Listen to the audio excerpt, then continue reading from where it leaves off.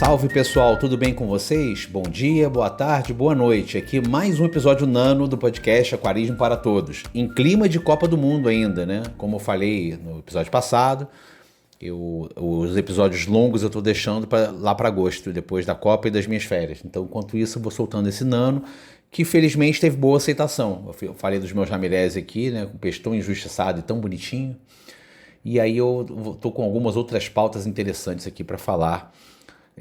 Numa janela de tempo de até 15 minutos, mais ou menos, tá? Não quero passar muito disso, não. E o episódio de hoje eu vou falar sobre mídias biológicas. Pô, mas você já gravou um episódio sobre filtragem? Sim. Para quem não pegou aqui por acaso, eu fiz um episódio só sobre tipo de filtragem, tipo de SAMP, canister e tal, filtragem mecânica, filtragem biológica, filtragem química, purificação, né? Aliás, eu fiz inclusive um de purificação de água, que eu falo de resina, falo de ozônio, essas coisas, tá? Agora hoje, o que motiva esse episódio aqui, tá? Isso é uma dúvida muito recorrente. As pessoas sempre perguntam qual que é a melhor mídia biológica, para que serve mídia biológica, maximizo a filtragem biológica, esse tipo de coisa. E é uma dúvida que eu também tenho constantemente. Eu estou sempre tentando melhorar, tentando avançar. É uma coisa que, assim, aquarismo a gente está sempre aprendendo, mesmo coisas mais básicas, assim. E filtragem biológica é uma coisa que tem desde que eu entrei no aquarismo na década de 80. Só que eu tinha uma outra visão para isso. E aí, eu peguei uma inquietação minha do uso dos meus canisters, do meu canister aqui, que agora só tem um, e resolvi compartilhar com vocês esse aprendizado que eu tive ao longo do tempo, falando um pouco sobre mídia biológica, tá? Um dos motivos também, não só essa minha inquietação, eu vejo as pessoas tendo uma paranoia com filtro biológico, com mídia biológica, do tipo, comprei um Rengon, vou entupir de mídia biológica. E não, esse aqui tem espaço para mídia, e tudo é espaço para mídia. Será que funciona assim mesmo? Entendeu? E isso é uma coisa que eu tentei ir mais a fundo, tá?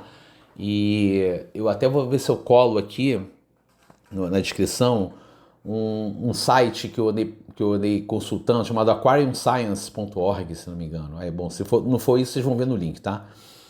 Que o cara fez uma extensa pesquisa de mídia, explica aquela coisa toda, tá? Então, para poder entrar nesse assunto da mídia biológica, o que eu vou falar? Eu parto da premissa de que vai passar pela mídia, tá? E eu estou falando em filtros, depois eu faço um disclaimer, tá? Eu estou falando de um compartimento de um filtro, tá? Que pode ser um canister, pode ser um SAMP. Eu não vou falar de Rengon por enquanto, tá? Eu vou falar de canister e de SAMP, né? Então é um compartimento. E qual que é a premissa dessa filtragem biológica? Essa filtragem, ideal que ela esteja sem resíduos. Por isso que eu falo no episódio de filtragem, que é o primeiro estágio de filtro, numa filtragem boa, ideal, é passar pela filtragem mecânica. Então você primeiro...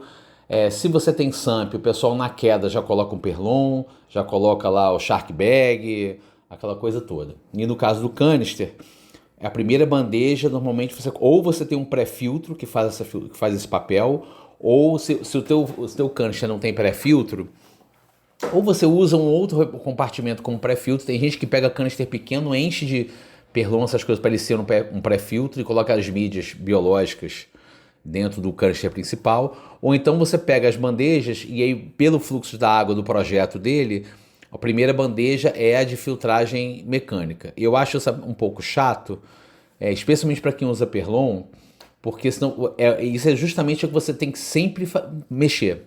Então, se você não tem pré-filtro, e você coloca lá a primeira bandeja com perlon, você tem que tirar todas as bandejas para trocar o perlon ou limpar uma esponja, se for uma esponja de porosidade mais grossa, tá? Mas enfim, eu não vou falar sobre isso agora, estou falando de mídia biológica. Então eu estou partindo da premissa de que eu estou recebendo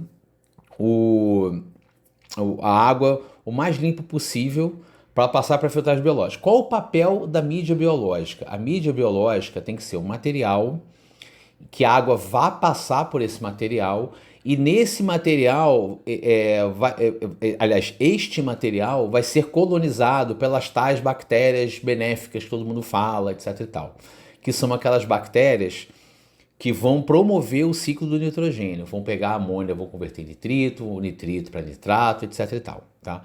Então, assim, a mídia biológica é... Então, se o papel dessa mídia é ser colonizada, quanto maior a superfície de contato que ela tiver e a água passar por ela, melhor, porque ela vai ter um grau de colonização maior. Tá? Então, aí você tem várias opções de mercado. Tá? Você tem... assim, em termos do que eu pesquiso, você tem o básico, que são as mídias de vidro sinterizado, e aí são aquelas de mercado, as Ciporax da Cera, aquelas esferas de cerâmica porosa, tipo a Daiheim tem umas esferas porosas, tem aquelas lajes, tudo ali poroso, tá? Tem aquelas cerâmicas, tá? Que tem mais ou menos coisa parecida, né? Tem aquelas cerâmicas, inclusive se não me engano, a Oceantec é de cerâmica. São aquelas cerâmicas, tem aqueles aneizinhos e tudo. Tem a Matrix. A Matrix parece, cara, um pedaço de brita. É uma rocha, mas que ela tem uma certa porosidade, a água passa por ela, e aí as bactérias colonizam por ali, né? E tem, apesar das pessoas, de repente, não contarem como mídia biológica, espuma. Tem a tal da Biofoam, né? Que é uma espuma que ela é colonizável, digamos assim. Eu não sei o nome específico para isso não, tá? Mas tem um nome de mercado que os americanos falam, que agora eu esqueci qual o nome, tá? Que é um nome fantasia que eu não lembro. Mas é uma espuma, tá? Em que essa espuma ela tem uma determinada porosidade, ela também é colonizada por bactérias. Você vê muitos canais por aí fazendo... Não, porque eu tenho uma mídia assim, uma mídia assada. O pessoal usa muito lava rock, aquela pedra vulcânica, porque tem uma porosidade grande também. Tudo isso aí que seja colonizável, tá? E aí a gente se pergunta, como é que eu sei, por exemplo, que 1 quilo de nanorings e 1 quilo de esfera, 1 quilo de ciporax, o que é mais eficiente, tá? Primeiro de tudo, essas mídias têm que ter passagem de água, tá? Por isso que eu estou centrando muito no caso de canister e SAMP, porque você tem como conduzir a água. O SAMP ele é projetado para a água passar por essas mídias e seguir. Por quê? Primeiro porque para ela poder receber a água com aquela substância que vai ser ciclada pelas bactérias, que as bactérias vão consumir. E segundo, isso tem que ser oxigenado, entendeu? Então não adianta nada você ter um bando de pedra ali molhada e se a água não passa por ali, porque dali não é oxigenada, a bactéria não vai colonizar, não tem como, né?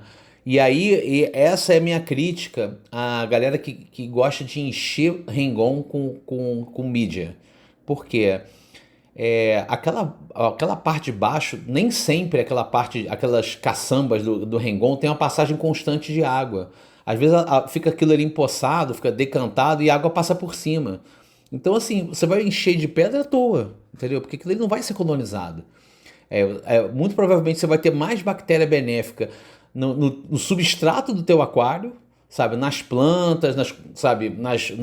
Na decoração do teu aquário do que ali dentro do Rengon. É besteira. O Rengon, o mais importante ali, a principal função do Rengon, principalmente, é a filtragem mecânica. Ele renova a água, oxigena, aquela coisa toda, passa por ali e faz a filtragem mecânica. Não vai ter tanta função biológica assim.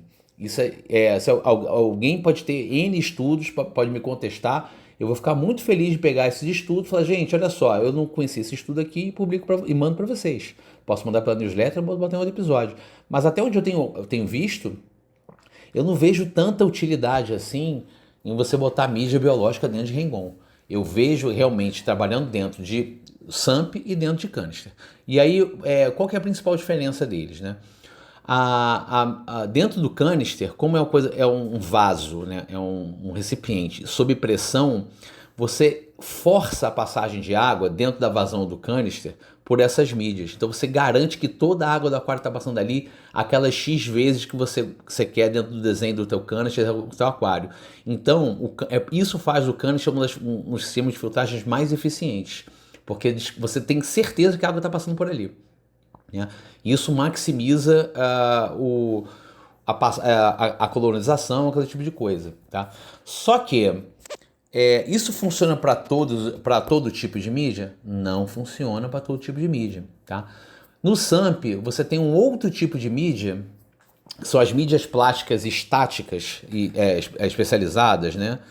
Não, estática não. As mídias plásticas especializadas, que são aquelas K1, que é uma rodinha, que ela funciona igual aos antigos filtros de areia fluidizada, tá?